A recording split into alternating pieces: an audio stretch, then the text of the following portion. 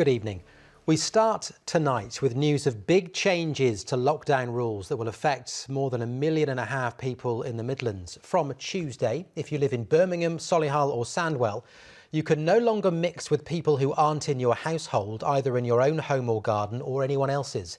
It's to combat a sharp rise in coronavirus cases. The news will be all too familiar for people in Leicester, of course, who are still waiting for news about whether restrictions there are going to be relaxed. In a moment, we'll go live to Rajiv Popat, who's keeping across things in Leicester for us this evening, and we'll hear from our political reporter Gareth Owen in Nottingham. First, though, let's go to Callum Watkinson, who's in Sandwell for us tonight. Callum, talk us through what was announced today for parts of the West Midlands, first of all. I don't know if I'm going to cry, if I'm just going to give them a big hug, if I'll just be like, "Yo, Mum and Dad, what's up? Missed you a little bit," or I have no idea, no idea. So just a few hours now before this family is finally reunited. He'll probably just walk in and go, all right, and leave his washing, I would imagine. Right, time for the last in our special series looking at how coronavirus has drastically changed the lives of various people. Tonight we hear from fundraiser, motivational speaker and mum Claire Lomas from Melton Mowbray. She says that while coronavirus meant a complete change in routine for her whole family, she found great positives in spending more time together, and she has a message for any of us who are facing adversity. Hannah Bechelet has the final report of our series, The Virus and Me. Everything came to a grinding halt, but actually then life started to rebuild, and I think whether you're struggling in a business or in your family life or whatever, then if you keep persevering and just kind of building it back like a jigsaw, piece by piece, over time we can all get there. So yeah, don't give up when things feel tough. You know, we've had Claire Lomas on the programme quite a lot over the years, and whenever you hear her speak, I know she is a motivational speaker now by trade, it just gives you a bit more positivity, makes you think of things in a slightly different way. And it's good to hear her saying that whether it's learning to fly or doing marathons or even the motorbike racing, the hardest thing that she's done is homeschooling during the pandemic, and I can absolutely empathise with that. Right, let's get a check on the weather forecast as we head towards the weekend. With the details for us this evening, here's Helen. The games will open on the 28th of July 2022 and close on the 8th of August. Andy Bevan, ITV News. Well, joining me now is Efe Okoro, who's a hurdler from Great Barr, who hopes to be competing in Birmingham. Efe, nice to talk to you. Still a long way to go, but does the announcement about the schedule start to make it feel a little bit more real and a bit closer? Yeah, definitely. So with the schedule out now, I've got the reminder on my phone, so I've got a countdown. So there's 654 days exactly to go. Are you worried at all that with what's going on around the world and around the country, the excitement is going to be slightly, had the edge knocked off it a little bit? It's good to have something to look forward to and aim and a hope, like the light at the end of the tunnel, as they say. So where I used to train at Birchwood Harriers, which is out in the stadium. As it's getting colder now, it's nice to have a permanent base as well to set up and put the hard graft in.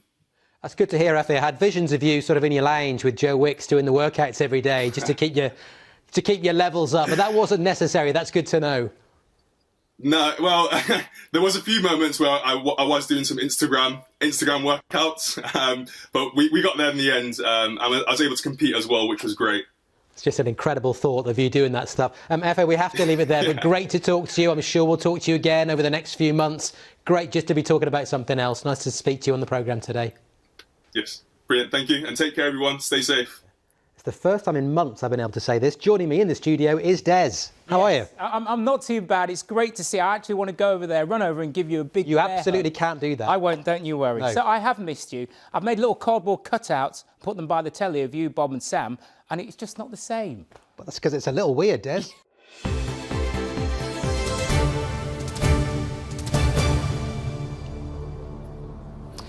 Hello, good evening from a football club in mourning tonight. I'm at the King Power Stadium in Leicester, almost 24 hours after a helicopter owned by the club's chairman took off from inside the ground behind me and moments later crashed into a nearby car park. We still don't have any official confirmation as to what happened to the 5 people we believe were on board at the time, including the chairman himself, although tonight they are all feared dead.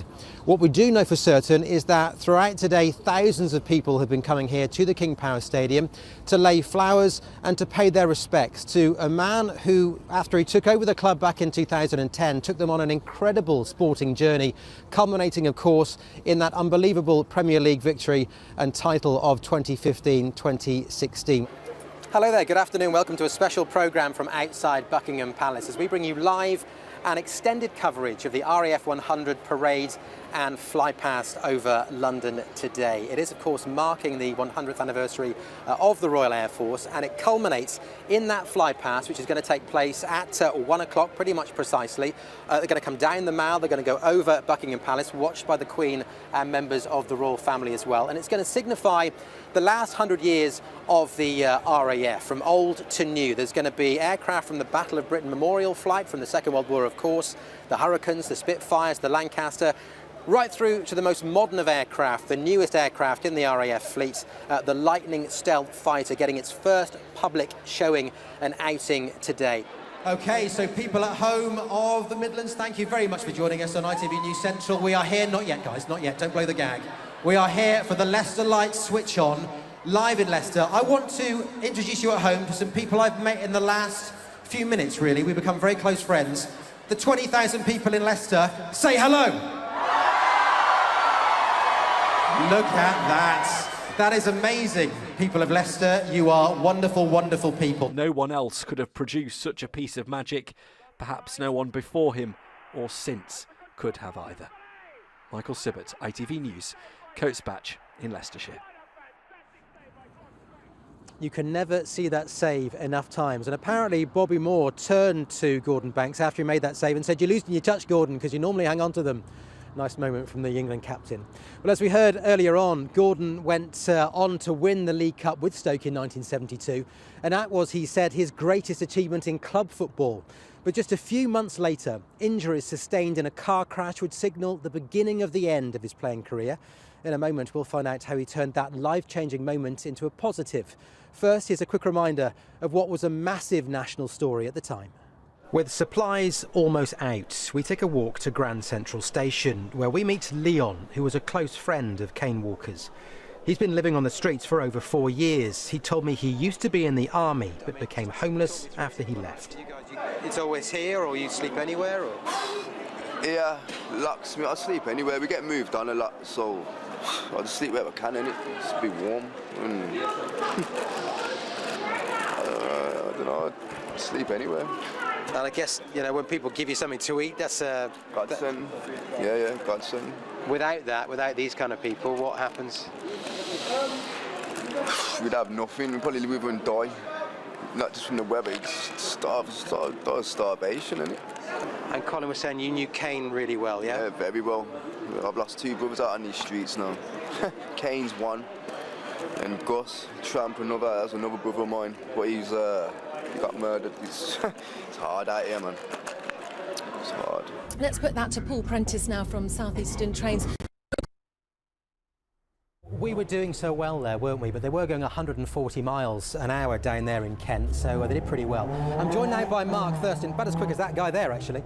Joined now by Mark Thurston, the Chief Executive Officer of HS2 Limited. Mark, 63% of people, according to our poll, don't think HS2 is a good idea. We've heard already on the programme about the environmental impact, the impact on people's lives, the escalating cost. Is it worth it? All we have to remember, Matt, is that HS2 is much more than a railway. This will transform our rail network. It will become the spine of our rail system, joining north and south. It will transform our transport system, actually, because one of the things that HS2 will do will create some massive connectivity between our major cities. And of course, if you're travelling at the moment between Birmingham and Leeds, it takes about 2 hours by train. Once we've got the high-speed system in place, there's huge capacity then for much better local services. OK, what about the cost? It was originally going to be 30-odd billion, then it went up to 50-odd billion. That could be now 86 billion. Boris Johnson, the Prime Minister, the other day said it could be 100 billion. How much is it going to cost? So that's what we've been working on. I said at the end of last year that we have cost pressures, and we've been working with our contractors, with our designers, to make the scheme affordable. Of course, HS2 has to be value for money.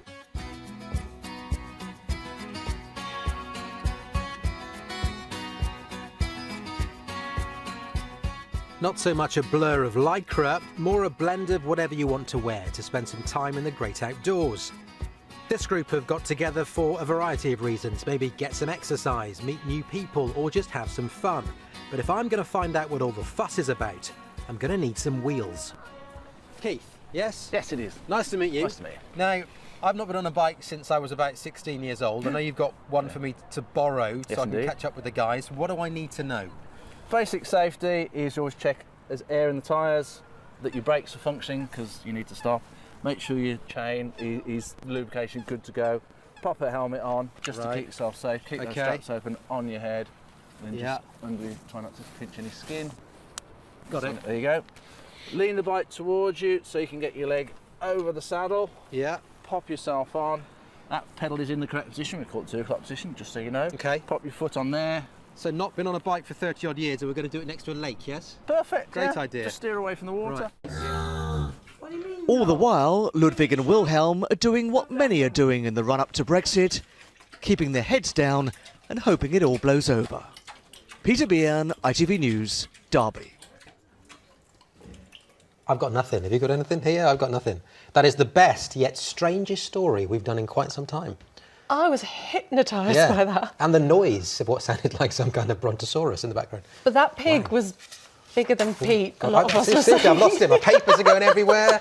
I want to see that again, but we haven't got time.